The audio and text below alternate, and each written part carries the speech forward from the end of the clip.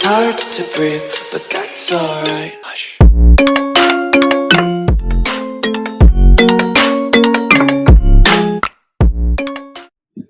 Hello everyone, last lecture में Excel के हमने अरेंज ऑल तक देख लिया था। नेक्स्ट आता हमारा फ्रीज पैन। फ्रीज पैन का सीधा सा काम होता है, फ्रीज मींस किसी चीज को रोक देना। तो ये क्या करता है, तो ये टॉप रो या फिर फर्स्ट कॉलम को फ्रीज करवा सकता है। टॉप रो मींस ये 1 वाली और फर्स्ट कॉलम मींस ए वाला। तो अगर मैं इन्हें रोकना चाहता हूं तो मैं जाऊंगा फर्स्ट कॉलम पर। तो मान लीजिए मैं फर्स्ट कॉलम रोकूंगा ए वाला, तो यहाँ पर एक आउटलाइन आ जाएगी और जब भी मैं अपने डेटा के लिए शीट को मूव करूंगा तो पूरा डेटा मूव होगा केवल और केवल ए को छोड़कर, ए वाले कॉलम को छोड़कर बाकी सभी चीजें मूव होना स्टार्ट हो जाएगी। ऐसे मैं टॉप रो के लिए भी करवा सकता हूं। तो पहले मैं अनफ्रीज करता हूं नॉर्मल, फिर इसको अब करते हैं टॉप रो। टॉप रो में क्या होगा, तो सबसे ऊपर वाली जो रो है 1 वाली वो फ्रीज हो जाएगी और बाकी सभी चीजें यहाँ पर मूव होना स्टार्ट हो जाएगी। बहुत लोगों को ये डाउट होता है कि अगर उन्हें मैथ्स से करना है फ्रीज और यहां पर तो केवल फर्स्ट कॉलम का ऑप्शन है, तो आप यहां पर दो काम कर सकते हैं। या तो आप मैथ्स को स्क्रॉल करके फर्स्ट कॉलम पर लेकर आ जाएं और फिर यहां से फ्रीज फर्स्ट कॉलम पर क्लिक कर दें। मींस स्क्रीन के फर्स्ट कॉलम पर आप इसको बना देंगे और फर्स्ट कॉलम पर क्लिक करेंगे तो अब मैथ्स जो है वो फ्रीज हो गया है। बट इसके साथ एक और प्रॉब्लम ये रहेगी कि मैथ्स के पहले का डेटा हाइड हो चुका है। तो आपको मैथ्स के पहले का डेटा भी दिखाना है और मैथ्स से फ्रीज भी करना है। तो आप संस्कृत पर जाएंगे और यहां पर जो फ्रीज पैन का ऑप्शन है उस पर क्लिक कर देंगे। उससे ये होगा कि संस्कृत के पहले पहले का सभी फ्रीज हो जाएगा जो कि मैथ्स भी था उसमें। तो ये पूरा डेटा फ्रीज हो गया है ABCD और इसी तरीके से ये काम करेगा। तो ये था आपका फ्रीज पेन। नेक्स्ट आता है स्प्लिट। स्प्लिट क्या करता है, तो हमारी एक ही वर्कबुक को यहां पर स्क्रीन पर हमारी अलग अलग भागों में बांट देता है। फ्रीज पर स्प्लिट पर क्लिक करेंगे तो यहां पर आपके स्प्लिट के लिए एक रो आ जाएगी। तो आप देखेंगे यहां पर दो डेटा अलग अलग बंट चुके हैं और दोनों अलग अलग ही स्क्रॉल होंगे। तो इससे क्या होगा, तो इससे हमारा स्प्लिट काम कर जाएगा। तो जैसा भी आप करवाना चाहते हैं, इसमें आप दूसरी जगह भी जा सकते हैं चाहें तो ये था बेसिकली स्प्लिट। स्प्लिट के बाद आता है यहाँ पर हाइड। हाइड में अगर अपने पास कोई आपने न्यू विंडो के द्वारा अलग अलग फाइल खोल रखी है, जरूरी नहीं कि सेम ही फाइल के 3 भाग खोलने हैं, आप चाहें तो अलग अलग फाइल भी यहाँ पर खुलवा सकते हैं। जैसे ABC के बाद में यहाँ पर दूसरी फाइल कोई सी ले लेते हैं, डिस्ट्रिक्ट 3।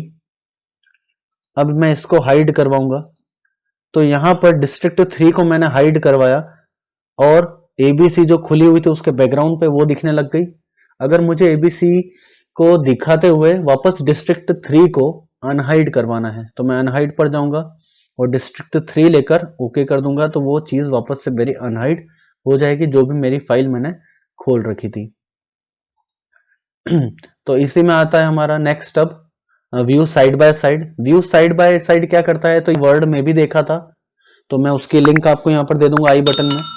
यहाँ पर भी देख लेते हैं व्यू साइड बाय साइड क्या करता है। साइड बाय साइड मींस होता है अगल बगल।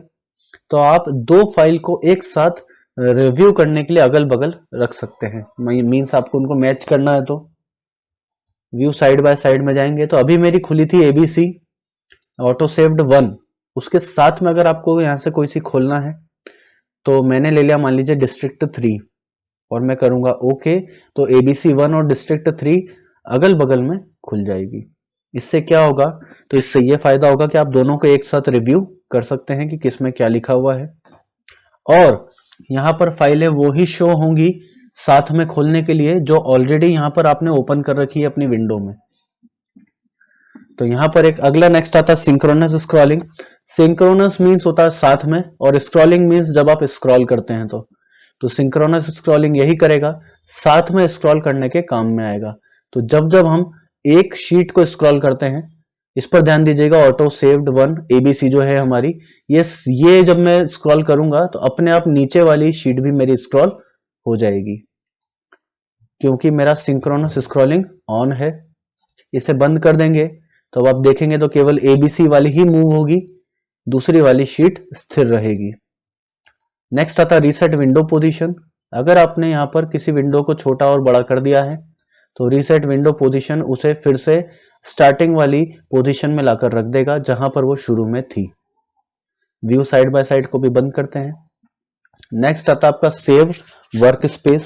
सेव वर्क स्पेस क्या करता है, तो अगर आपने बहुत सारी यहाँ पर फाइल को अरेंज ऑल के द्वारा जमा रखा है ऑलरेडी, ये ऐसे अगर आपने सेटअप कर रखा है, बहुत बार क्या होता है कि हम बहुत डीप में काम कर रहे होते हैं और फिर आप हमको वो काम छोड़कर जाना पड़ता है और हम नेक्स्ट डे उसी काम को आगे बढ़ाना चाहते हैं, बट हमें ये सेटअप फिर से करना पड़ता है। तो इस सेटअप को सेव करवाने के लिए आप क्या यूज करेंगे, save work space. Save work space पर जाएंगे और अपनी फाइल का नाम दे देंगे। मैंने एक ऑलरेडी बना रखी है रेज्यूम के नाम से, तो मैं यहाँ पर देता हूँ रेज्यूम 2। आप अपनी इच्छा से नाम दे सकते हैं जो चाहें, सेव करें। तो रेज्यूम 2 के नाम से मेरा ये जो सेटअप है ये सेव हो चुका है। अब अगर मैं कभी इसे भविष्य में खोलूंगा भी तो ये सेटअप के साथ ही खुलेगा। अब हम जाएंगे रेज्यूम 2 में, वो मैंने सेव करी थी वन ड्राइव में, डॉक्यूमेंट्स, और यहाँ पर आपको मिल जाएगी रेज्यूम 2 नाम की फाइल। इसे हम कर लेंगे ओपन। तो जब हम इसे ओपन करेंगे तो ये उसी सेटअप के साथ खुलेगी जैसा सेटअप मैंने अरेंज ऑल के द्वारा जमा रखा था, अरेंज कर रखा था।